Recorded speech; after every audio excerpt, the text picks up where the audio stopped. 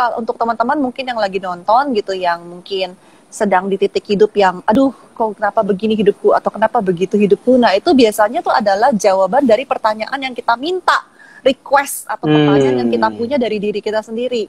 Lalu kita dikasih jawaban, tapi jawabannya bukan, lu harus gini, lu harus bikin brand skincare. Jawabannya bukan seperti itu gitu.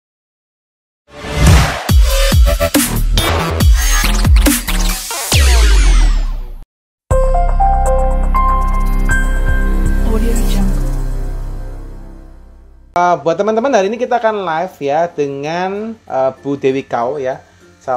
Bukan salah satu, ini beliau adalah founder ya, founder daripada ini ya, Skin Dewi ya, daripada skincare Skin Dewi ya. Jadi ini skincare lokal yang cukup famous ya, yang termasuk lagi booming juga ya kondisi sekarang ini.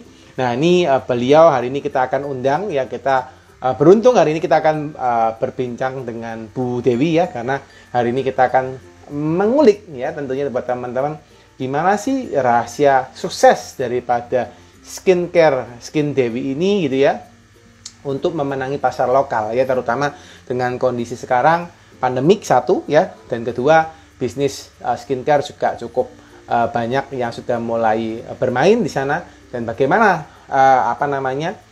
teknik atau strategi yang mungkin dilakukan oleh Bu Dewi untuk dapat memenangkan pasar. Nah, ini juga kita mesti belajar buat teman-teman ya, bagaimana sih kita juga dalam berbisnis bukan hanya gampangnya saja yang kita pingin, tapi kita juga bisa mencari bagaimana sih kita bisa bertahan dan bisa survive di kala momen-momen yang kurang menyenangkan seperti sekarang ini.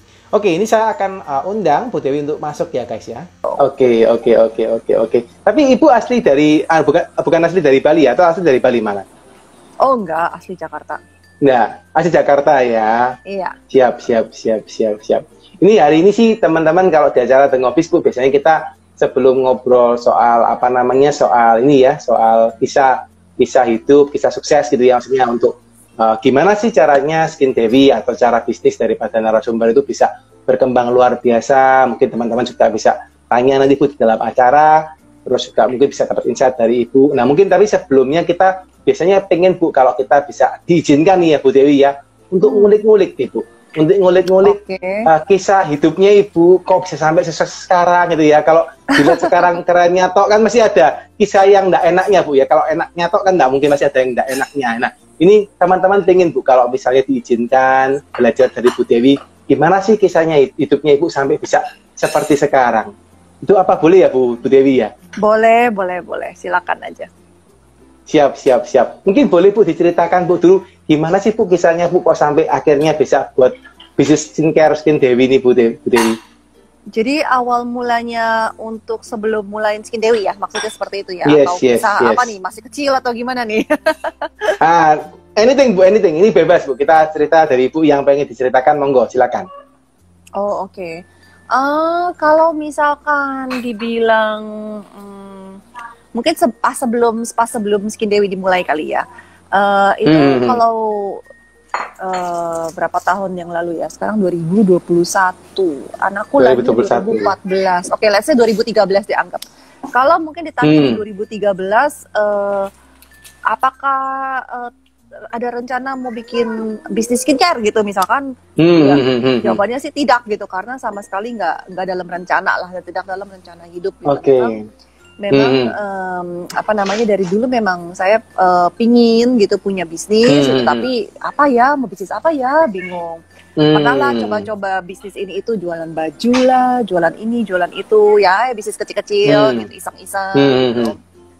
Tapi kayaknya itu bukan apa yang aku lagi cari sih. I was looking for something more lah ya, kayak sesuatu yang lebih fulfilling mungkin gitu, bukan cuma sekedar cari uang doang, jadinya seperti itu. Nah, lalu akhirnya ya mungkin di titik yang dimana yang aku berasa kayaknya hidupku harusnya lebih, I can do more gitu loh, maksudnya with my life gitu. Masa udah begini aja nih gitu, udah dilahirkan, sekolah, selesai sekolah, lulus sekolah, lalu nikah, lalu punya anak. Terus udah, masa gitu doang gitu kan, maksudnya masa hidupnya begitu aja gitu. Jadi aku lagi mencari-cari apalagi sih yang bisa yang mungkin lebih ada artinya buat hidupku seperti itu. Nah ya udah, terus begitu tahu-tahu ya itu punya anak yang kedua ini dengan kondisi tempo hari dia ada kulitnya bermasalah, eksim gitu. Nah lalu dari sana sih at that point sih nggak kepikiran nih, oh ini dibisnisin gitu ya, nggak pikir itulah. Tapi namanya seorang ibu pasti mikirin anaknya, aduh ini gimana cara menyelesaikan masalah anaknya, apa yang harus gue lakukan. Jadi lebih banyak cari tahu, belajar untuk bagaimana sih apa sih bisa aku lakukan untuk anak ini gitu. Jadi awal mulanya tuh di sana. Nah akhirnya seiring berjalan waktu aku berasanya ini yang aku sudah pelajari karena aku belajar banyak banget kiri kanan sampai kemana-mana, dari segala macam informasi kiri, ya banyak lah pokoknya yang aku alami dan aku pelajari. Rasanya sayang ya kalau disimpan buat anak sendiri doang gitu. Rasanya ini informasi ini banyak yang bisa dibagi ke orang-orang gitu, yang saya yakin banyak kok yang punya masalah kulit juga, bukan anak saya doang gitu. Bahkan kadang mungkin bukan anaknya tapi mungkin diri sendiri atau mungkin suaminya atau mungkin orang tuanya atau siapanya lah, pasti ada lah gitu yang punya masalah kulit gitu. Jadi aku pikir ini nggak boleh disimpan sendiri gitu. Semua yang udah aku pelajari tuh nggak boleh disimpan, harus di-share. Nah awal mulanya begitu sih, lebih ke apa sih yang bisa aku share, apa sih yang bisa aku kontribusi di dunia ini gitu. Jadi bukan cuma hidup, ya seperti tadi saya bilang ya, hidup, sekolah, nikah, punya anak, selesai gitu, pergi lagi dari dunia ini gitu. Seperti itu sih, jadi kayak looking for a bigger contribution aja, apa sih yang bisa aku bagikan di masa kehidupan aku ini gitu, seperti itu. Terus ya udah akhirnya seiring waktu kayaknya boleh deh ini dibikin jadi bisnis, dalam arti supaya ada entity lah, maksudnya supaya kita bisa sharing, supaya kita bisa ada wadah yang lebih formal gitu, bukan cuman ngomong-ngomong doang, seperti itu. Akhirnya ya terjadilah dan terdirilah Skin Dewi, seperti itu sih kurang lebih. Oke. Itu berarti ibu mulai itu sejak anaknya ibu yang kedua lahir ya Bu Dewi berarti ya? Betul. Oke. Tahun berapa itu Bu Dewi? Itu. Dia lahir 2014, jadi setelahnya 14. Jadi 2014 ke depan 15 gitu ya mungkin ya Bu ya? 14-15 ya? Oke. Kurang lebih 15-an ya. Tapi kayaknya bener-bener mulai seriusnya gitu ya, bisa dibilang 2016 lah gitu, lebih serius gitu. Tadinya kan cuman kayak ya di rumah iseng-iseng, maksudnya lebih modelnya seperti itu gitu. Terus lalu kayaknya lebih diseriusin lagi tuh ya bisa dibilang 2016 kali. Nice. Jadi awal muasalnya itu karena ibu punya anak, lalu anaknya itu kena sakit kulit gitu ya Bu ya? Eksim ya, kalau tadi itu sempat sampaikannya. Betul. Oke. Terus ibu waktu itu pelajarin apa Bu? Cara pengobatannya kah? Atau buat racikannya apa gimana tuh? Macam-macam sih. Jadi yang aku mengetahui itu adalah kalau pertama, walaupun kita kan selalu mikirnya, oke, kita punya kulit. Oh berarti kalau punya problem kulit ya udah kita beresin kulitnya gitu kan. Pemikirannya seperti itu. Jadi ya udah dipakai salep lah atau dipakai apalah gitu. Nah untuk orang-orang yang punya eksim, tahu bahwa dipakein salep doang tuh nggak bisa sembuh gitu. Bahkan eksim itu kan lebih ke lifelong condition ya, sepanjang seumur hidup bisa kambuh lagi. Ada momen-momennya lah, ada yang mungkin dia lagi nggak flare, jadi nggak ada. Nanti mungkin ada triggernya, stres atau apa akan flare lagi, kambuh lagi, gatel-gatel seperti itu kan. Nah itu tuh nggak bisa cuma asal dipakein salep krem aja gitu tuh nggak bisa gitu, karena there is something bigger yang di dalamnya yang harus di handle dulu. Nah itu yang aku pelajarin pertama sih. Jadi buat anakku itu dia eksim kan. Jadi nggak bisa tuh, aku udah ke dokter lah, udah pasti lah ya, namanya ibu-ibu pasti khawatir anaknya bawa ke dokter sini, ke sono, pakai produk ini, produk ono, apa, ya you name it, I try it lah, intinya begitu, apa aja sudah bisa dilakukan, pasti aku lakukan. Nah tapi itu bukan solusinya gitu, karena buktinya nggak, ya hilang sesaat, nanti kembali lagi gitu kan, mau sampai kapan gitu.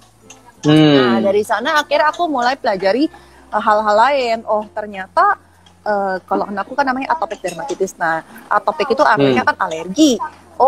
Ternyata ada hubungannya dengan alergi. Jadi katanya dokter kulit itu kalau orang tuanya, bapak dan ibunya itu ada riwayat alergi, walaupun bukan kulit ya, alergi kan bisa banyak macam, ada yang bersin-bersin seperti itu kan. Nah, asal ada riwayatnya, anaknya itu juga bisa kena eksim. Ada 50% chance dia tuh bisa 50-50 dia tuh bisa kena eksim. Nah, lalu yang parahnya lagi kalau dari eksim, kalau itu tidak ditangani dengan baik, nah itu bisa nyambung ke paru-paru. yaitu ada kemungkinan dia bisa menjadi asma. Nah, jadi kan ya saya nggak mau gitu ya anaknya kecil-kecil umur 1-2 tahun udah asma kan, aduh gimana nanti dia life kehidupannya seperti apa gitu kan. Yes. Ya udah, jadi aku ya belajar lah, cari tahu lah ada apa sih yang bisa aku pelajari, apa sih yang bisa aku lakukan. Nah, dari sana ternyata banyak banget dari segi pola makan. Jadi misalkan ibunya menyusui. Nah, si ibunya itu yang apapun yang dia makan itu akan keluar di susu ASI kan. Jadi walaupun maksudnya bukan si bayinya yang makan langsung, si ibunya yang makan, nah itu juga ada dampaknya ke ASI. Nah, aku mulai perhatikan, aku disuruh bikin food journal. Mulai perhatikan nih, as simple as hari ini aku makan apa, reaksi ke anaknya gimana. Karena kalau begitu aku makan sesuatu yang kurang cocok, pasti deh langsung tuk tumbuh, gatal-gatal kemana-mana. Itu cepat banget reaksinya gitu, dari dia minum ASI, nggak lama kemudian udah seperti itu. Nah, jadi kan kayak oke, gitu. Aku jadi mulai observasi dong. Oh, dia bisa ini, dia nggak bisa ini. Oh, dia bisa ini, dia nggak bisa ini. Nah, mulai dari sana. Terus, jadi dari sana aku belajar. Oh, oke, ternyata kondisi kulit sangat ada hubungannya dengan apa yang kita makan. Which is kalau orang udah dewasa mungkin dibilang, oh kamu kulitnya begini karena kamu makan ini. Orang nggak ada yang percaya gitu. Apa hubungannya gitu. Tapi ini nyata. Ini aku melihat sendiri gitu. Aku yang ngalamin sendiri. Oh, aku makan ini anaknya seperti ini. Oh, aku makan ini, oh anaknya seperti ini. Nah, itu aku yang ngerasain sendiri kan. Jadi kan kita tahu, oh iya benar ternyata ada hubungannya. Gitu. Nah, setelah itu seiring waktu aku belajar lagi ternyata bukan sekedar apa yang dimakan, tapi sebenarnya itu lebih ke masalah gut atau masalah pencernaan. Nah, jadi banyak sih hal-hal yang aku pelajari akhirnya bagaimana jadi perbaikin gut gitu. Gimana cara kita perbaikin alergi. Karena teman-teman tahu kalau alergi itu kan seumur hidup kita udah alergi seumur hidup gitu kan. Yang bisa kita lakukan adalah kita bisa memperkuat tadi gut sistemnya supaya kita next time-nya saat kita trigger alerginya tuh bisa less. Jadi mulai dari sana lah banyak yang aku pelajarin. Kalau mau dikulikin kayak 1 jam gak kelar. menarik. Ya intinya gitu sih. Jadi aku banyak belajar, lalu aku banyak sharing. Nah, dari sana akhirnya kan next adalah cari produk gitu kan. Karena aku udah ngerti deh, boleh makannya apa, nggak boleh makannya apa di segala macam. Next adalah produk dong, karena kan tetap aja masih gatel, masih apa, itu harus kita perbaiki juga. Carilah produk, pakai kiri kanan, merek ini, merek ono.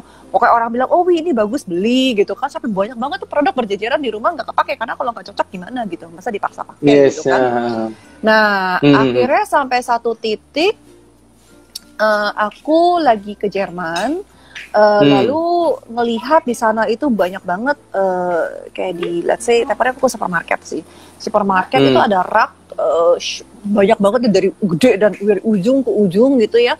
Itu tuh isinya tuh obat-obat tapi dari herbal, kayak misalkan obat sakit perut tapi dari herbal, obat sakit kepala dari herbal, obat flu tapi dari herbal, dari tanaman gitu. Jadi aku pikir wow hebat banget gitu, maksudnya obat aja dikasih dari herbal. Maksudnya kalau kita kan bikin Panadol atau apa gitu. Yes. Ini hebat banget ya. Nah, dari sana aku kepikiran, kalau kita penyakit aja bisa, masa kulit nggak bisa? Nah, dari sana sih, masa kulit nggak bisa? Akhirnya dari sana aku cari-cari, pulang dari sana aku terinspirasi banget. Yaudah aku mulai cari-cari tahu gimana sih caranya, pakai produk apa sih atau pakai bahan apa sih. Nah, terus daripada ya udahlah kita coba-coba doang gitu kan, maksudnya kan ini anak sendiri loh, baik, kasihan kan dikasih jadiin guinea pig kan kasihan. Mendingan aku sekolah yang bener lah gitu, belajar yang bener, formulasi yang bener supaya nggak sembarangan gitu. Pasti ada hal-hal yang penting yang aku harus pelajari sebelum aku eksperimen di anakku sendiri gitu. Seperti itu sih. Akhirnya ya aku temukan banyak lah, ternyata nggak banyak sih, tapi ada beberapa sekolah formulasi yang ngajarin cara formulasi. Kebetulan juga backgroundku di chemical engineering, aku lulusan University of Washington. Nah, dari sana ya udah, I think it just feels right for me to start creating my own products. Awalnya sih untuk pemakaian sendiri untuk anakku gitu. Seperti itu dari sejarahnya. Jadi karena akhirnya ibu dipaksa ya Bu, secara nggak langsung ya. Secara nggak langsung karena begitu. Anaknya harus mau nggak mau kan disembuhin gitu ya oleh orang tuanya sendiri gitu ya. Betul. Tapi sebenarnya dibilang dipaksa sih mungkin bukan dipaksa ya, karena seringkali hidup itu akan memberi kita apa yang kita sedang cari atau butuhkan. Yes, agree. Nah, tempo hari yang aku butuhkan adalah a deeper meaning gitu kan, a deeper meaning buat kehidupanku, sesuatu yang aku bisa lakukan, yang aku bisa istilahnya kontribusi atau give back ke dunia ini gitu.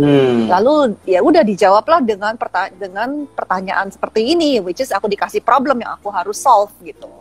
Jadi I think it's just simply kalau untuk teman-teman mungkin yang lagi nonton gitu, yang mungkin sedang di titik hidup yang aduh kok kenapa begini hidupku atau kenapa begitu hidupku. Nah itu biasanya tuh adalah jawaban dari pertanyaan yang kita minta, request atau pertanyaan yang kita punya dari diri kita sendiri. Lalu kita dikasih jawaban, tapi jawabannya bukan lu harus gini, lu harus bikin brand skincare. Jawabannya bukan seperti itu gitu. Jadi jawabannya itu kita harus pikir sendiri, ya kan? Karena aku lagi galau-galau gitu dikasih problem nih, anaknya punya problem kulit gitu. Nah, gitu mana itu jawabannya. Nah, tapi setelah diperhatikan, oh iya ya ternyata ini jawaban dari yang aku request, yang dari aku minta, dari yang mungkin dari hati kecilku yang aku sebenarnya aku mau tuh sebenarnya itu gitu. Jadi ya life will always give you what you want, what you need gitu ya. Tapi bukan dalam yang lo gini ya, bukan dalam bentuk seperti itu gitu. Nice. Menarik nih buat teman-teman ya. Jadi kan hari ini lagi dapat masalah nih. Bisa jadi jawaban gitu ya Bu Dewi ya. Bisa jadi masalah is always the answer. Your problem is always the answer. Nah itu tapi kadang orang mikirnya kan, aduh maunya hidup tanpa ada masalah. Ya which is impossible dan juga will be very boring ya. Bayangin kalau tiap hari lancar semuanya, hidup nggak ada tantangan pasti juga boring juga gitu. Jadi ya your problem is not your enemy. Your problem is actually your solution. Nice. Menarik Bu Dewi, menarik. Ini baru pemanasan pertama sudah menarik nih ya. Dari cerita awalnya Bu Dewi nih. Bu, pengen ngulik lagi nih Bu. Tadi kami Bu buka skincare ya. Buka skincare awalnya karena dari anak gitu ya. Terus dari problem itu akhirnya ketemu solusinya. Ibu belajar kanan kiri. Akhirnya cari produk dan akhirnya bisa menemukan produk yang mungkin sekarang jadi salah satu solve problemnya Ibu gitu mungkin ya Bu ya. Nah, terus lari ke sana gitu. Nah, silakan Bu, silakan. Tunggu dulu. Sebelum loncat. Seringkali orang tuh angkanya tuh begitu. Kalau misalkan jawabannya itu adalah satu solusi. Nih, ini apa? Ini jawabannya A atau ini B. Tapi hidup tuh masalahnya nggak kayak begitu gitu. Oke, menarik nih Bu. Biasanya jawabannya itu tuh is a journey. Nice. Karena teman-teman yang punya bisnis pasti tahu lah bahwa the goal is not the end goal gitu loh. Sebenarnya tuh it's the journey yang kita lewatkan itu yang sebenarnya jawabannya.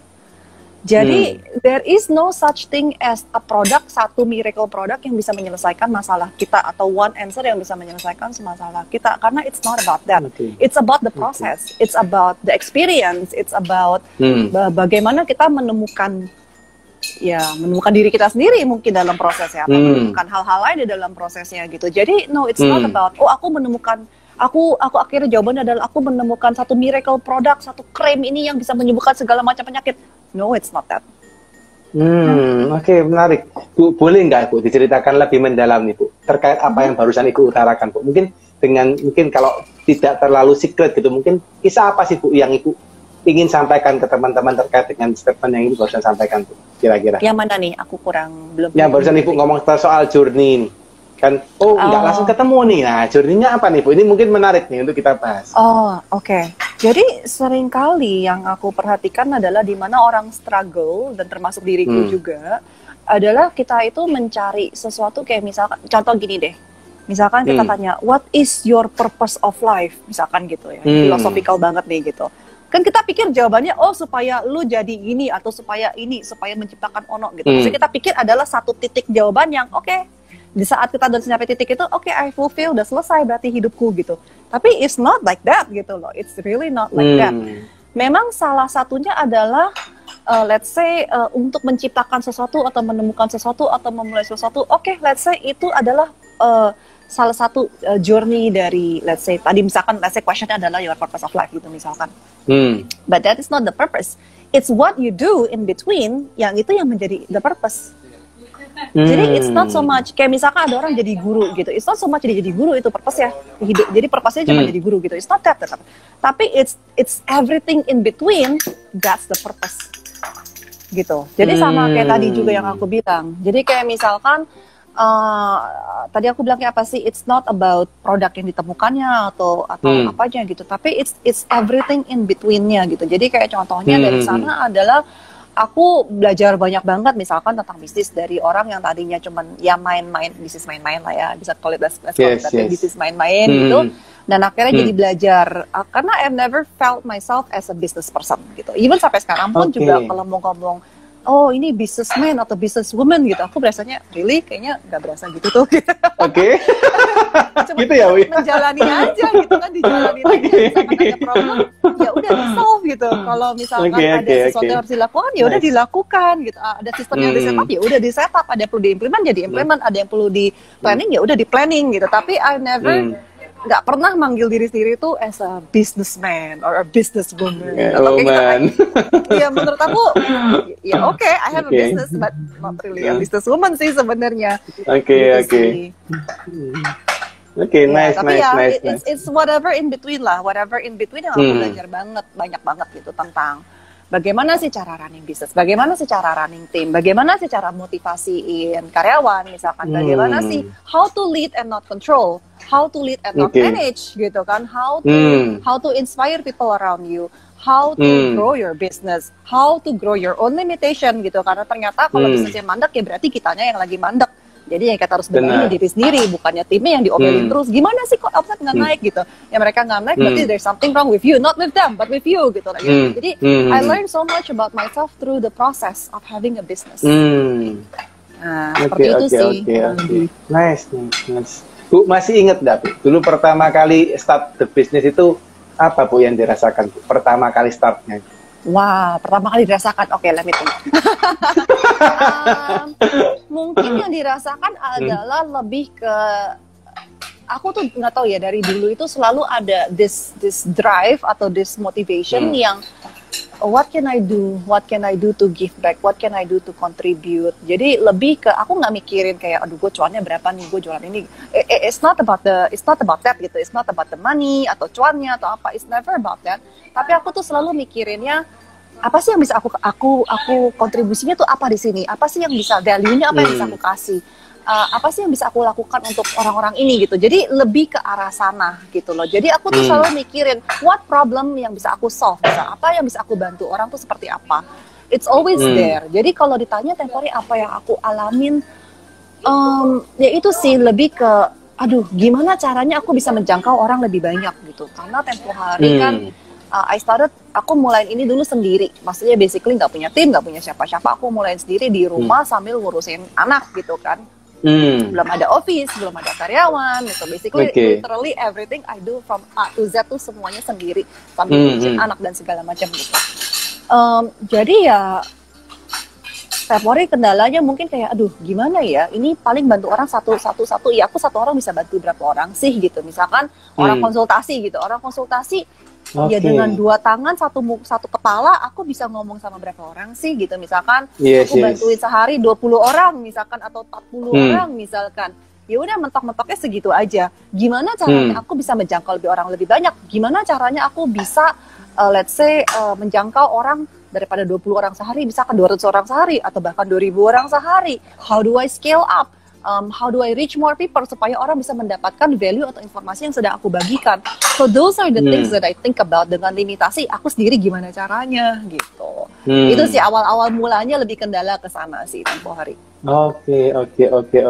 Jadi pertama kalinya kepikiran malah ke sana ya, Bu ya. Nice. Iya. Terus habis itu ngapain, Bu? Setelah itu, Bu. Habis Ibu kepikiran itu apa yang Ibu lakukan? Setelah itu akhirnya dengan proses yang panjang dan yes, agree. dengan banyak up and down. Yes. Akhirnya aku mulai yaudah siapa sih yang bisa bantu aku gitu. Mulai dari orang rumah deh misalkan gitu. Misalkan mbak yang kerja di rumah, aku tarik sini kamu bantuin packing kek, bantuin apa kek gitu kan. Kalau kan aku yang kerja sendiri semuanya kan, bantuin kirim ke JNE kek gitu kan. Kalau dulu kan harus aku yang pergi sendiri ke JNE gitu, sampai 10-11 malam masih lagi di mana ngurusin paket atau apa gitu kan. Yang minimal mulai bisa hand offin sesuatu. Nah terus dengan seiring waktu aku berasa oke, kayaknya ini sekarang aku udah menjadi bottleneck atau chokehold of the business, karena dengan dua tangan, satu kepala, dua kaki, dengan anak tempo hari 2, bahkan udah mulai anak 3 gitu kan. Nggak bisa nih kalau cuman aku yang running doang, karena ya pasti ya dengan terbatas waktu dan segala macam gitu kan. Aku udah harus hiring nih. Nah tapi kan at that time bisnisnya juga masih ya begitulah ya, baru belum stabil, omset juga belum seberapa gitu, sanggup gak ya gitu hiring orang gitu. Nah aku tuh mulai bisnisnya itu cuman modal 20 juta.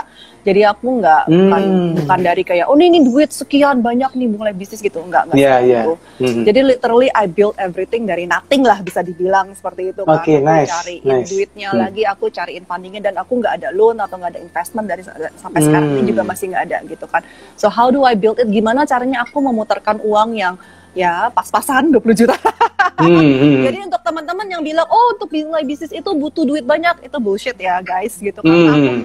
Aku pernah mulai jualan baju juga with zero, literally nggak pakai modal gitu, dan itu within bulanan aku bisa make it ratusan juta gitu. Jadi maksudnya itu bullshit lah kalau orang bilang bisnis itu harus punya modal, aku nggak bisa mulai bisnis karena aku nggak punya uang. Itu semuanya bullshit, because literally you can start with nothing gitu loh. Nah jadi dari sana ya udah nekat gitu. Aku hiring lah. Hiring apa yang mau di hiring, yang pasti yang aku nggak bisa gitu kan. Accounting aku nggak bisa, urusin pajak apa mana-mana ngerti. Ya udah itu yang pertama aku hiring, outsourcing lah istilahnya gitu. Cari yang murah-murah gitu kan, cari kiri kanan. Kenal nggak siapa gitu yang kerja part time aja kayak gitu-gitu. Terus after that aku mulai mencari satu admin. Jadi minimal apa sih yang bisa aku hand off lah ke admin ini, supaya yang kerjaan yang rutinitas bos aku yang kerjaan, aku bisa lempar gitu kan. Cari admin susah banget ternyata. udah awal-awal ya Bu ya. Pusing banget ini gimana ya gitu, karena banyak yang harus dilakukan yang tidak, mungkin mereka nggak punya skill setnya gitu, sedangkan aku kan belum punya budget untuk hiring yang terlalu mahal juga gitu. Benar. Gitu. Ya udah akhirnya aku ngobrol kiri kanan dan yang kasih advice, jangan cari admin gitu, karena admin kebanyakan kan kayak fresh grad, mungkin mereka juga belum ngerti, susah lah gitu, nggak bakal bisa ngikutin kalau kebutuhannya kita. Lu butuhnya PA katanya, personal assistant. Personal assistant itu mereka lebih berpengalaman atau lebih bisa ini itu, di versatile, karena juga yang harus dilakukan juga dari A sampai Z, literally nggak ada yes. kan. Pokoknya apa aja yang gue bisa lakukan juga harus bisa lakukan, kurang lebih begitu. Ya udah, akhirnya carilah PA. Nah dapat satu orang yang memang I think dia tuh si orang ini dia tuh seneng mulai di bisnis yang baru mulai, karena job sebelumnya juga di bisnis yang baru mulai, dia first hire gitu loh. Nah, dia tipe yang profilnya seperti itu, jadi gitu, dan ternyata dulu dia kerja di chemical business, jadi ya nggak sama sih, tapi mirip-mirip gitu kan. Iya. Jadi akhirnya dia juga ngerti cara urus izin apa kayak gitu kan, jadi kayak you're hired gitu. Ya dari situ nice. Dari situ akhirnya aku punya waktu yang bisa diluangin lagi untuk kerjain hal-hal lain dalam bisnisnya yang nggak perlu, jadi yang kayak rutinitas hari-hari bisa aku lemparin ke dia gitu kan, dia bisa handle, aku bisa kerjaan yang lain. Ya mulai dari sana. Nice. Jadi asal muasalnya malah cari admin aja nggak dapat ya Bu ya. Nice. Kalau boleh tahu nih Bu Dewi, perkembangan dari 2016 ya Bu ya, sampai 2021, which is kan baru 5 tahun ya Bu. Ini gimana Bu? How big you grew ya, setelah awal pertama sampai sekarang itu ada ini nggak Bu? Apa proyeksi berapa kali dari pertama kali tumbuh? Aku nggak pernah hitungin sih, karena jujur ya, mungkin ini jelek ya jadi ibu ya, punya urusan 3 anak. Aku tuh pelupa banget gitu. Jadi aku nggak inget kayak gitu. Sangwit sempurna ya Bu ya.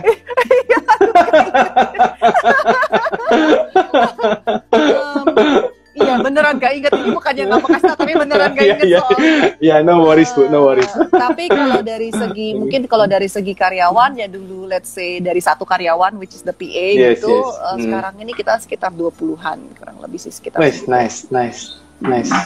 Jadi 20 orang untuk handle about Skin Dewi ya Bu ya. Jadi betul. Mulai mungkin dari awal, sekarang sudah mulai divisinya banyak berarti Bu ya, mulai mungkin packaging sendiri gitu ya, atau gimana Bu sekarang kalau di tempatnya Skin Dewi sekarang? Packaging enggak sih, kita pesan aja. Oke. Jadi maksudnya timnya itu lebih sekarang dibagi-bagi menjadi departemen-departemen apa? Oh, oke. Jadi ada tim yang di segi operasional, jadi mereka yang ngurusin orderan hari-hari yang masuk, make sure itu terpacking dan terkirim dan nyampe ke customer gitu. Lalu kita ada tim finance, accounting yang ngurusin semua berhubungan dengan keuangan dan pajak dan pembukuan dan bla bla bla. Lalu kita ada sales team aku sales sama marketing dibagi gitu. Jadi kalau marketing lebih ke tim kreatif gitu yang mikirin sosmednya mau diapain, mau bikin campaign apa, mau bikin video apa, kita launching new produk mau dibikinin grafisnya gimana atau ya kayak gitu-gitu, lebih ke konten ya jadinya. Lalu ada lagi sales team yang lebih langsung one on one sama klientel yang membutuhkan produknya. Nice. Sekarang sudah lengkap berarti ya Bu divisinya ya.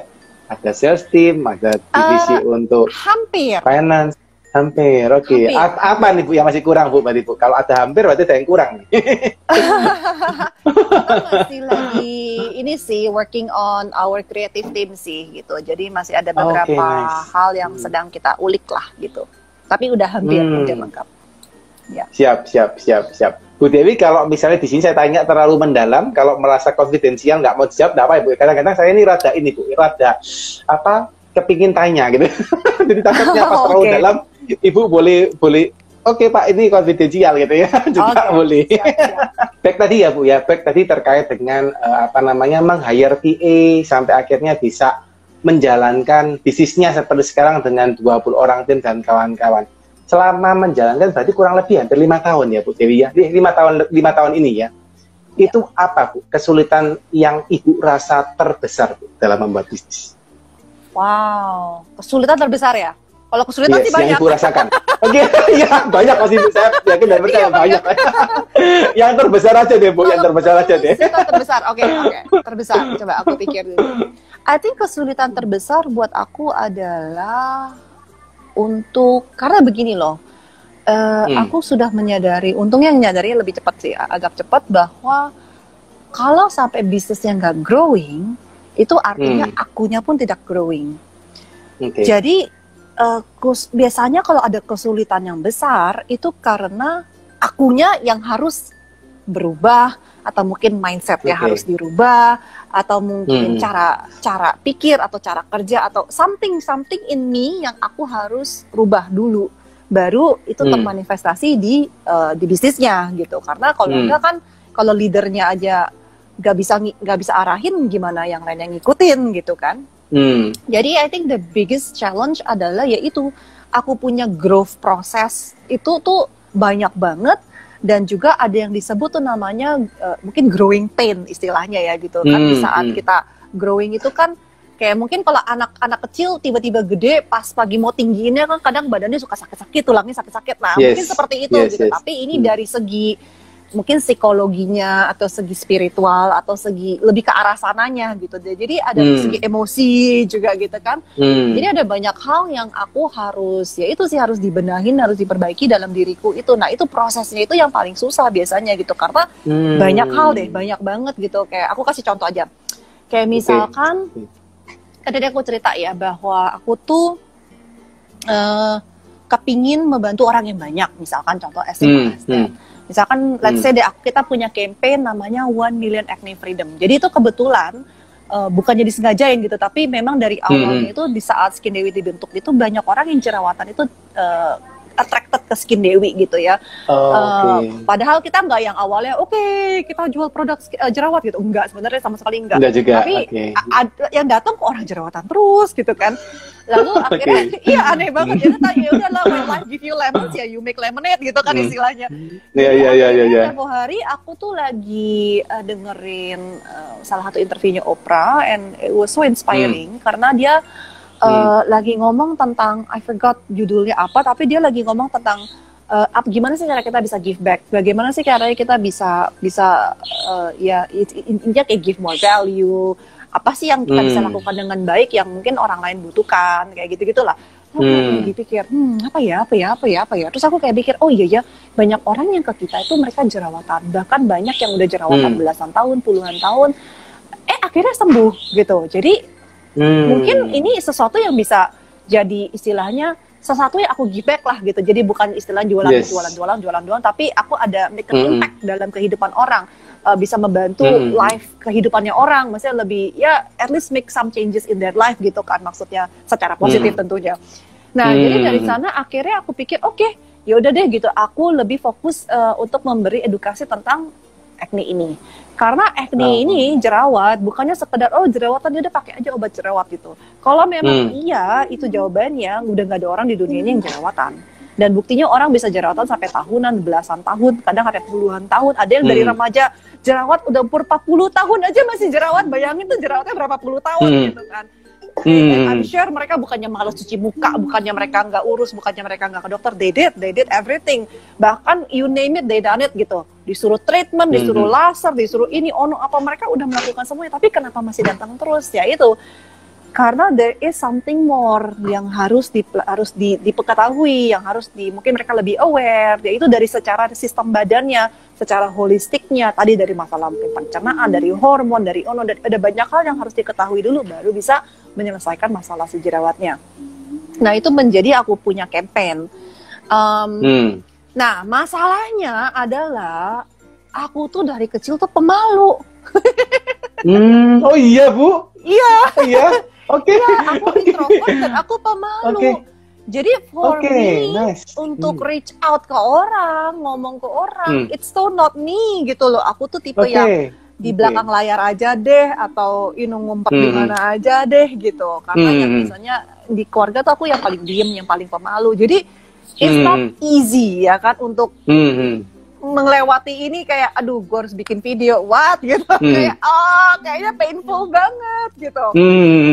Nah, tapi it's not just that. Jadi ternyata setelah diulik lagi dan digali lagi gitu, ternyata itu ada hubungannya dengan trauma-trauma masa kecil, di mana yang aku diketawain misalkan, atau di mana yang banyaklah hal-hal yang akhirnya tuh Oke, gitu. Berarti aku harus healingin masa kecilku dulu. Ini nih, gitu. Baru aku bisa melakukan yang sekarang.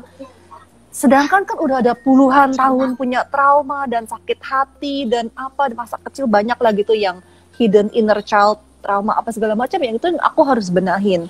The moment I made the decision, oke, aku harus benerin ini supaya aku bisa reach out to more people. Ya udah, keluarlah semuanya yang tadinya mungkin udah kita pendem, nggak diobatin tapi dipendem, ya kan, dimasukin ke bawah karpet, nggak usah dipikirin, udahlah anggap aja nggak pernah kejadian. Nah itu kan semua muncul, ya kan, yang kita harus facing lagi semuanya, kita harus healingin satu persatu. And it's not easy, prosesnya itu tuh nggak gampang gitu. Pasti banyak lah luka-luka batin sama orang tua, sama keluarga, sama temen-temen, sama ya macam-macam gitu kan. Itu semua harus aku istilahnya harus aku let go lah ya, harus aku healing dan aku let go. Itu nggak mudah, itu prosesnya juga kan berbulan-bulan, banyak nangis-nangis. Aku dulu orangnya paling nggak pernah nangis gitu, tapi begitu mulai melakukan hal-hal seperti ini, jadi ternyata selama ini aku nggak nangis karena aku suppress my emotion gitu. Jadi nggak pernah nangis. Orang bingung, udah bingung kok cewek-cewek kok pada nangis, nonton film ini nangis, itu kenapa sih gitu, bingung, nggak ngerti gitu. Ya itu ternyata karena aku suppress, diumpetin istilahnya biar nggak dirasain gitu. Tapi ternyata it's not helping me, karena sekarang aku mau bantuin orang banyak, aku nggak bisa. Karena gimana kalau aku ngumpet di belakang tembok terus, gimana aku bisa reach out to more people? Ya tembok harus dipecahin istilahnya. Nah itulah proses itu is painful. Aku ngalamin ada kali mungkin tangisan yang udah disimpan dari sumber hidup kali ya. Itu keluar 6 bulan aku nangis. Oke. 6 bulan nangis itu maksudnya gimana, Bu? Tiap hari nangis. Iya. Aduh, gue udah gila atau apa ya gitu. Oke. It's a painful tiap hari nangis. Oke. Iya. Oke. Nice. Mungkin itu ikut apa, Bu? Maksudnya ikut apa, Bu? Maksudnya kok bisa sampai Ibu memulihkan itu? Banyak banget sih. Aku memang orangnya senang belajar gitu. Jadi senang ikut kursus, ikut seminar, ikut ini, dan segala macam gitu. Emang hobi juga kali ya. Ada banyak sih gitu. Jadi kayak contohnya mungkin yang berhubungan dengan ini, kelasnya si Marisa Peer di Mind Valley, ada satu RTT Abundance, judulnya RTT Abundance. Itu they look at 4 aspects. Jadi tentang kita punya mindset, tentang kita punya personal health, wealth, sama relationship gitu. Ada 4 ini yang diulik tentang abundance ini gitu. Jadi satu-satu ya dikorek istilahnya, apa sih yang blocking kita to have abundance in this 4 area. Satu-satu dibenahin gitu. Ya udah, ya which means ya semua yang di dalam ya harus dikeluarin, harus dimuntahin keluar dan dilepasin, di let go gitu kan. Banyak yang bilang, "Wih, let go, let go." Apa sih lu let go? Apa sih? Gue emangnya nggak let go? Ya ternyata enggak ya. Ya, hal seperti itu. Itu mulai dari sana. Terus aku juga banyak ikut seperti Tony Robbins gitu. Di tahun 2018 aku ikut UPW. Lalu itu lumayan sih, itu lumayan membantu banyak limiting beliefs kan, getting rid of limiting beliefs dan segala macam. Dari 2018 itu bisnis aku akhirnya naik double, dari semenjak get rid of limiting belief aja itu udah langsung loncat double gitu. Setelah itu aku ikut 2019 aku ikut Date with Destiny, nah again another double gitu. Jadi ya kurang lebih gitu sih. Jadi ada banyak kursus-kursus yang aku ikut yang untuk bantu part of the process. Oke, nice. Menarik. Jadi ini baru kali pertama sih, Bu. Ini jujur nih, saya interview mungkin ada puluhan sampai ratusan orang ya dalam acara kita ini. Ya, ini baru kali pertama saya ketemu sama Ibu. Masalah yang terbesar adalah masalah diri sendiri gitu ya, yang harus di-solving gitu ya. Banyak yang ngomong kalau enggak tim, kalau enggak dana, yang banyak tim sih yang sering. Mereka ngomong soal tim gitu ya. Tapi ada juga dana, sales, dan kawan-kawan. Coba diperhatikan lagi ke diri sendiri. Pasti problemnya di diri kita gitu. What is it about us? Karena aku juga punya masalah tim pastinya gitu kan. Yes. Ternyata aku orangnya begini. Oh, ternyata aku ada kekurangan di sini. Oh, ternyata jadi lebih ngerti lagi. Oh, jadi aku harus bagaimana gitu supaya bisa lebih better lagi gitu. Ujung-ujungnya itu sih, ujung-ujungnya how big or how good or how well the business run, ujung-ujungnya dari leadernya. Ya kan, kalau leadernya kita, ya kita yang harus benahin diri kita, diri kita, bukan mereka gitu. Karena whatever kita benahin di kita, ya itu akan di-reflect dan secara without effort yang lainnya akan mengikuti sendiri gitu loh. Jadi seringkali orang itu mau fixing everything but themselves, dan ternyata it doesn't work. Ya, of course it doesn't work karena root cause-nya elunya belum diperbaiki. Ya gimana bisa beres gitu. It's easy to blame. It's easier to blame. Oh, tim gue nggak bener, ya kan? Nanti timnya bilang, oh bos gue nggak bener gitu. Nggak ada yang bener semuanya. Nggak ada yang bener. bener. Ya, itu yang aku pelajari sih gitu. Karena juga pastilah aku juga ngalamin problem tim. Aku juga, ya whatever you name it lah, pasti yang namanya bisnis pasti punya masalah-masalah kan. Semua lah ya. Masalah dengan proses, masalah dengan supplier, masalah dengan tim, masalah dengan whatever lah, you name it, pasti ya semua orang punya masalah itu. Oke. Bu, penasaran nih. Maksudnya ketika Ibu habis ngerubah nih, misalnya Ibu kan ngomong masalah terbesar kan karena diri sendiri gitu ya. Akhirnya Ibu berusaha transform dari yang A to Z gitu ya, Ibu berubah menjadi lebih baik gitu ya. And then how impact gitu ya, how the impact about perubahannya Ibu ke bisnis itu gimana? Perubahannya seperti apa ketika Ibu berubah itu? Bisnisnya jadi seperti yang aku inginkan. Oke. Jadi maksudnya sure seperti apa? Jadi misalkan semua orang yang punya bisnis pasti punya bayangan, ya kan? Aku punya bisnis seperti ini, timnya seperti ini, dijalani seperti ini, punya omset seperti ini, punya cuan profit seperti ini gitu, pasti ada di bayangan kita. Yes. Nah, tapi sedangkan kadang realita tidak seperti yang kita bayangkan gitu kan, karena gue punya gini kok begini sih aslinya gitu. Nah, jadi di saat kita do the work and fix ourselves, apapun yang kita bayangkan itu terrealisasi. Kita maunya gimana itu terjadilah. Tapi first you have to fix yourself. Kalau seringkali orang tuh nggak mau do the work karena it's a lot of work. Painful banget gitu kan, it's a lot of work. Untuk merubah diri itu susah banget gitu. Merubah diri susah, makanya jangan ngubah orang ya kan, diri aja sendiri susah, nggak usah ngomongin orang gitu. Iya. Jadi tuh, ya itu, jadi akhirnya orang seringkali menurunin standarnya. Udahlah terlalu susah, udahlah kita settle begini aja, emang udah bersyukur aja gitu ya. Ya udahlah, begini aja lah gitu. Kalau aku I don't settle. Apa yang aku mau pasti bisa dapet tinggal caranya gimana gitu. What are you willing to do to get it gitu kan? Nah, itu yang aku lakukan gitu, whatever it takes jadinya. Gitu. Oke, nice. Jadi kita nggak boleh nurunin standar. Yes, jadi daripada how, pertanyaannya daripada how gini, how gimana, diputar jadi what would it take for me to gitu. Oke, nice. Ini menarik nih Bu. Ini kayak saya ini lagi sekolah psikologi bisnis nih Bu namanya Bu. Psikologi bisnis. Dalam ini topiknya dalam nih Bu, dalam swear.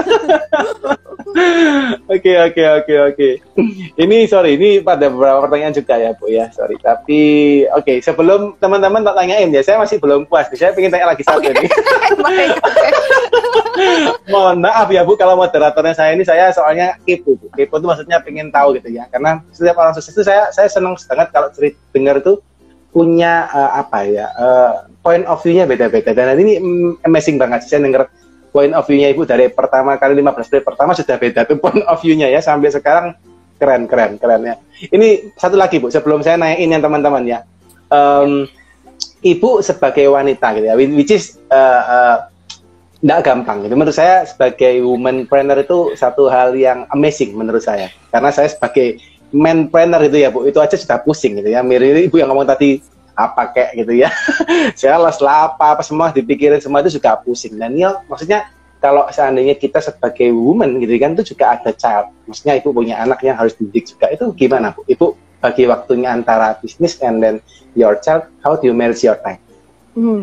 Kalau dulu I think ya problemnya perempuan itu apalagi mamipreneur gitu ya, istilahnya udah punya anak gitu ya.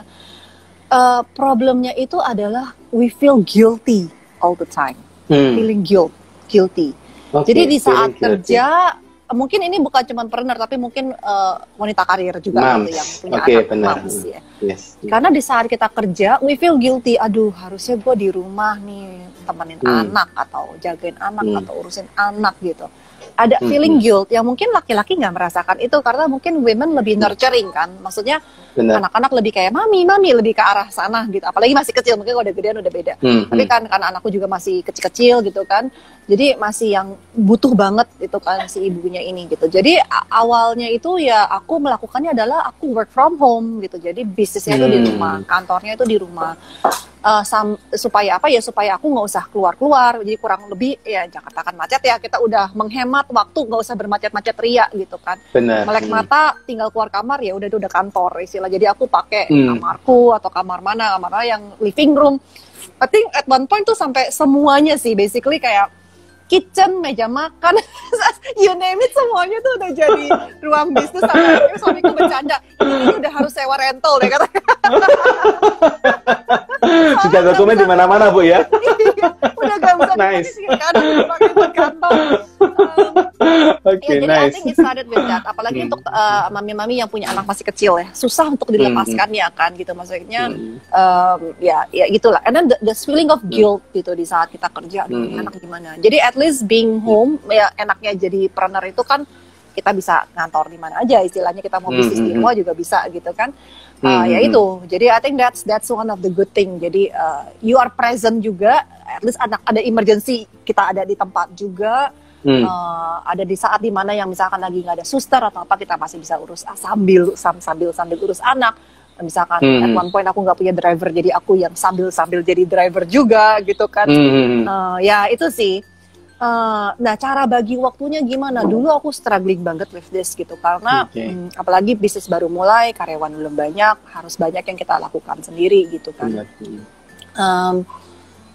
Dan dulu tuh jadi I think ya problemnya itu begini, because of the guilt, di saat kita kerja misalkan, feeling guilty-nya tuh kita kepikiran di rumah, aduh harusnya gue nggak boleh lagi gini nih, aduh udah malam nih, harusnya gue udah pulang nih, aduh harusnya gue udah ngurusin anak nih, guilty. Nah itu malah jadi nggak efektif gitu, karena waktunya kita tuh jadi habis untuk feeling guilty, akhirnya kita nggak efisien untuk mengerjakan apa yang harus kita kerjakan. At the same time, misalkan kita pulang ke rumah, feeling guilty juga gitu, karena aduh gue masih banyak kerjaan, aduh gue masih ngutang si klien A ini, aduh gue harus kerjain si B ini, gue harus kayak, dan feeling guilty, aduh kok gue malah main ya, misalkan teman enak main, kok gue malah main ya, harusnya gue lagi kerja nih, aduh banyak kerjaan yang tadinya udah janji deadline, ini kayaknya telat nih deadline-nya, ini kayak jadi feeling guilty lagi. Jadi all this guilt is not helping, karena ke kiri guilty, ke kanan guilty, akhirnya nggak ada yang tuntas, nggak ada yang beres semuanya. Jadi akhirnya yang aku sadari, everything is not about quantity, tapi it's about quality. Itu yang aku pelajarin. Jadi dulu, karena aku udah saking kecapeannya, giliran nemenin anak pun juga karena udah kesel dan capek dan males, jadi kayak akhirnya nemeninnya juga setengah hati. Misalkan mami temenin tidur, aduh gila temenin tidur gitu kan, udah tidurnya lama lagi gitu, bercanda dulu gitu misalkan. Iya. Capek gitu, maunya udah istirahat terbahan, ini harus ngurusin ngelanin anak lagi gitu. Terus then I feel guilty, kok lu mikirnya gitu sih, you're supposed to be a mom, you're such a bad man, masa mikirnya gitu. Jadi then I feel guilty lagi, kayak serba salah gitu. And then I realize it's not about quantity, it's about quality. Jadi it's okay to say no. Misalkan aku udah kecapean banget, it's okay gitu to say no. It doesn't make you a bad mom. Tetapi yang bisa kita lakukan adalah, oke, kita istirahat. Di saat kita butuh istirahat, kita istirahat. Di saat aku udah cas, baterai udah full, aku main. Fokus 100% main. Nggak main sambil mikirin kerjaan. Nggak main sambil main HP. Bukan main HP sih, misalnya kerja di HP. Itu setengah-setengah. Karena kalau setengah-setengah, anaknya nggak fulfilled. Anaknya pasti kayak, mami, kayak minta perhatian, mami, kayak gitu. Apa sih? Gitu kan, kesel banget gitu. So, jangan setengah-setengah.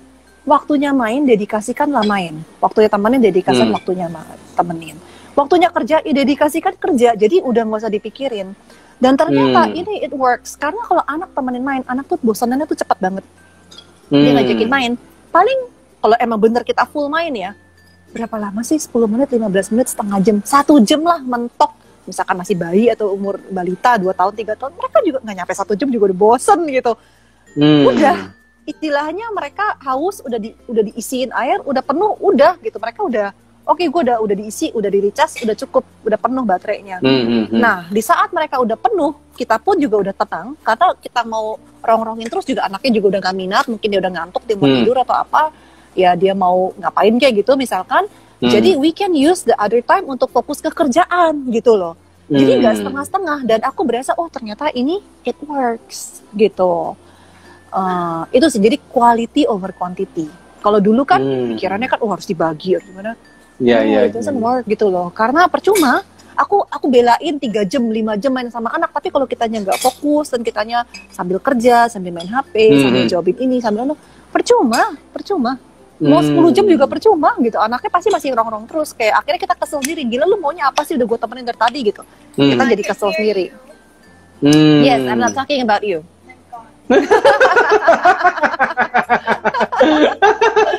Ada yang dengar. Oke, Bu Dewi. Nice. Ini satu hal yang menarik ya buat teman-teman juga yang mungkin jadi mompreneur ya. Mungkin juga salah satu ide dari Bu Dewi ini bisa dijalankan, guys.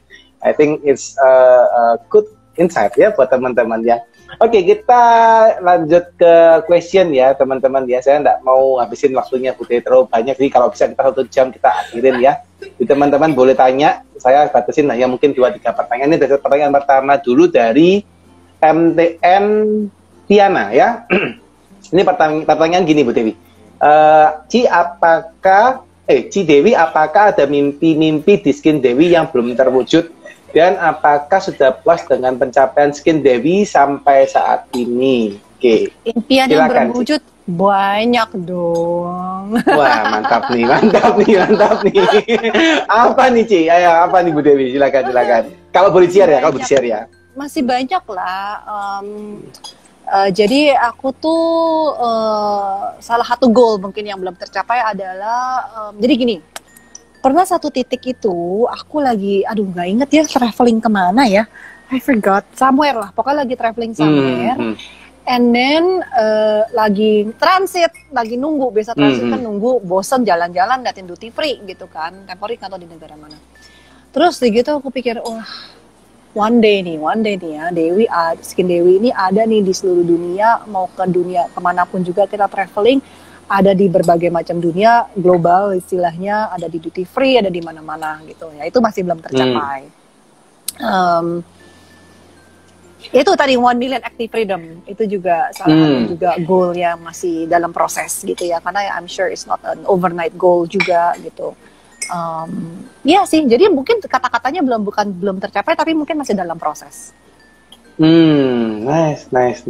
Jadi teman-teman nanti kalau hari ini Bu Dewi nyampein ya di tanggal berapa nih? Ini tanggal lupa tanggal 18 Oktober nih. 18 Oktober nih ya. Kalau teman-teman nanti setelah nonton video ini nanti kapan-kapan niatin skin Dewi ada di bandara-bandara di mana, itu jangan kaget ya guys, karena ini sudah diucapkan gitu ya.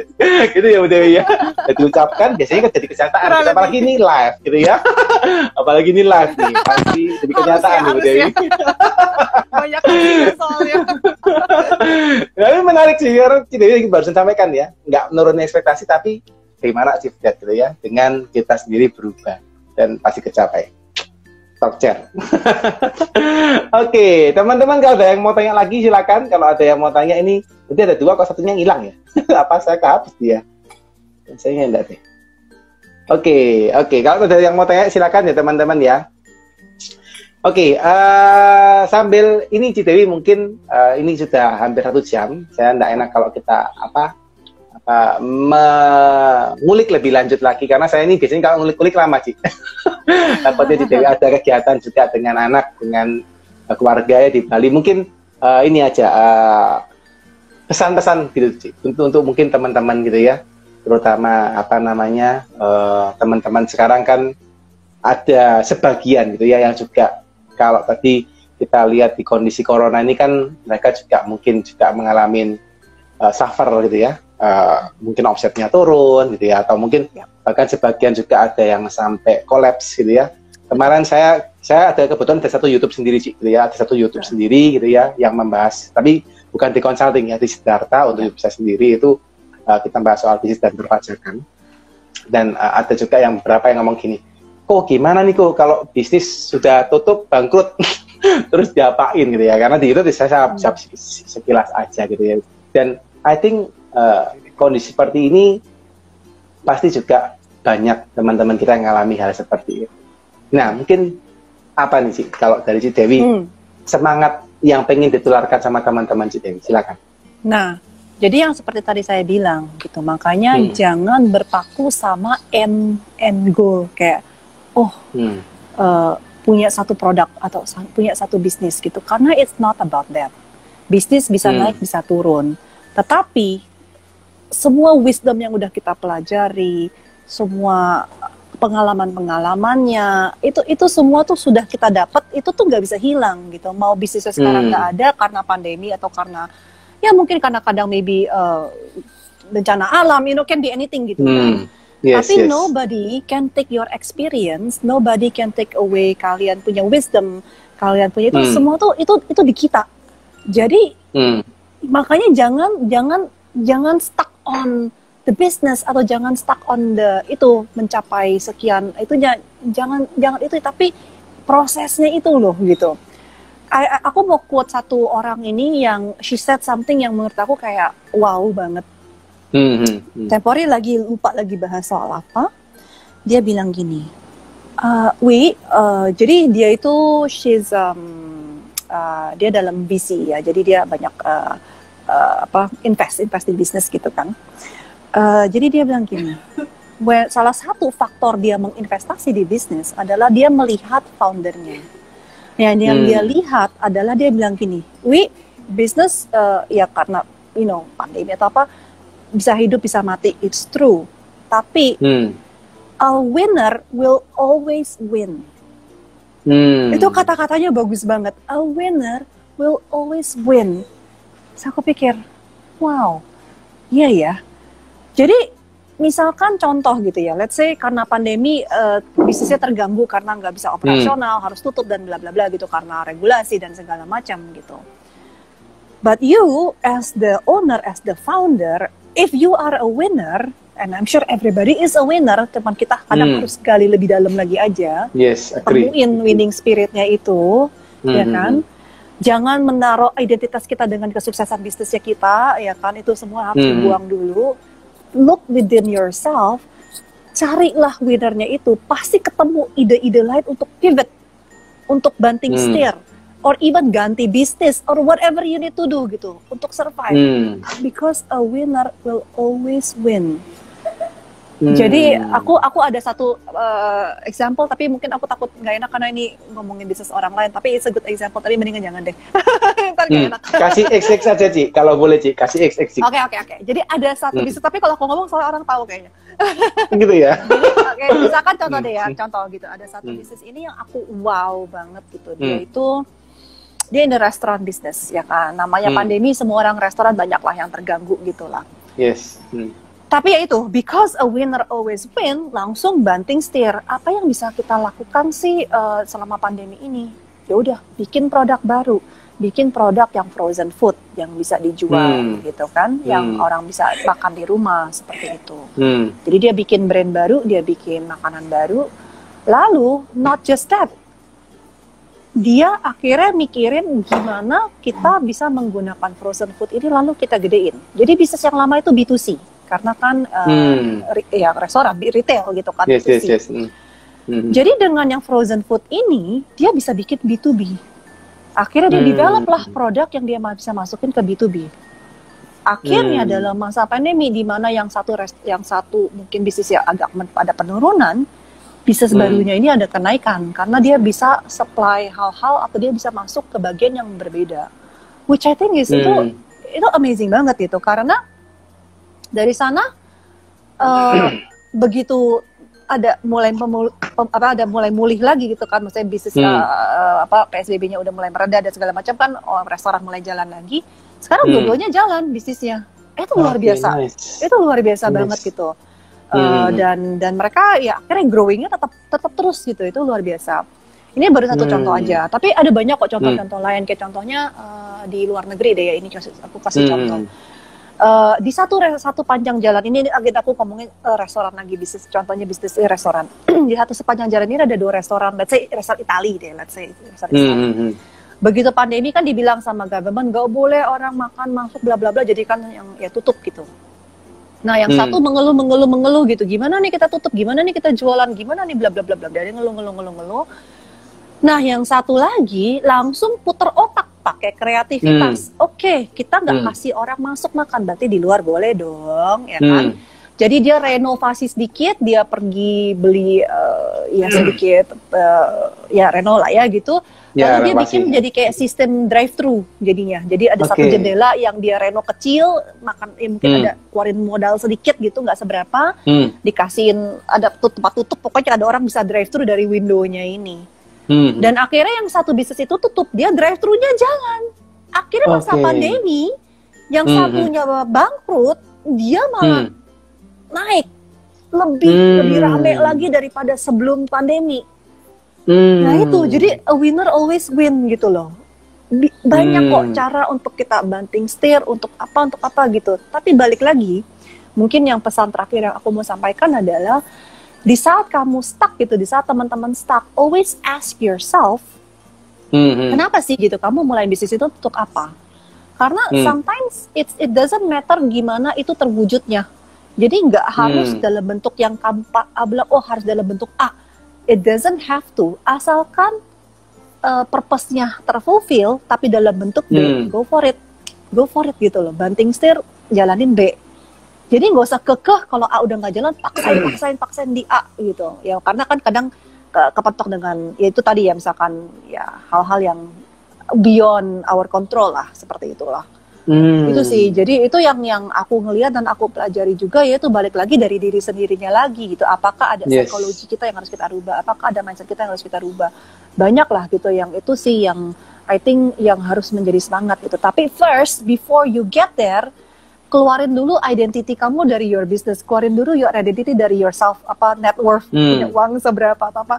Karena kalau masih di sana begitu itu drop, kitanya ikut drop kan, self esteem ikut drop. Kayak karena kita udah menjadi the car that we drive, atau the house that we have, atau cewek-cewek mungkin tas yang kita bawa gitu. You're more than that, you're much more than that. Jadi itu dulu sih, di detach dulu dari itu, and look within yourself, jawabannya pasti ada kok. Dan biasanya kalau itu udah bangkitnya lebih gila lagi daripada sebelumnya. Nice. Closing statement dari Bu Dewi menarik ya. Satu kata, winner is pasti menang gitu ya. Pemenang pasti pemenang gitu ya.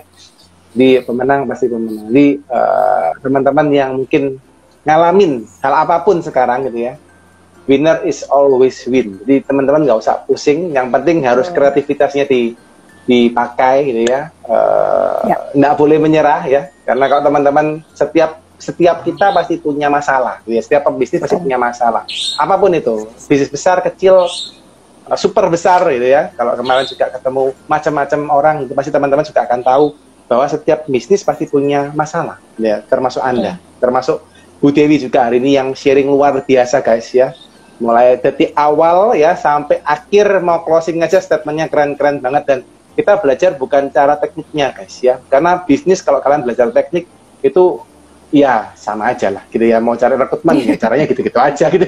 Cara selling ya gitu-gitu aja. Cara finance ya gitu-gitu aja gitu. Tapi yang kita harus beresin ini guys ya. Dan hari ini teman-teman beruntung guys. Ini saya nggak duga, kita hari ini nggak bahas soal skin Dewi apapun. Tak rasa ya nggak banyak tekniknya skin Dewi yang kita ulik. Tapi hari ini kita belajar luar biasa dari owner skin Dewi, dan true gitu ya. Bisnis itu dilihat dari karakter ownernya, dan saya percaya Bu Dewi dan skin Dewi gitu ya pasti bisa terwujud nih mimpinya ya, karena ownernya top chair. Ownernya top chair ya teman-teman. Ya kita harus belajar ya guys. Winner is always win ya. Oke. Thank you so much Dewi buat sharingnya malam ini, 1 jam yang luar biasa. Saya selalu senang, dan hari ini saya senang banget ya. Karena hari ini saya pun banyak belajar dari Dewi, luar biasa.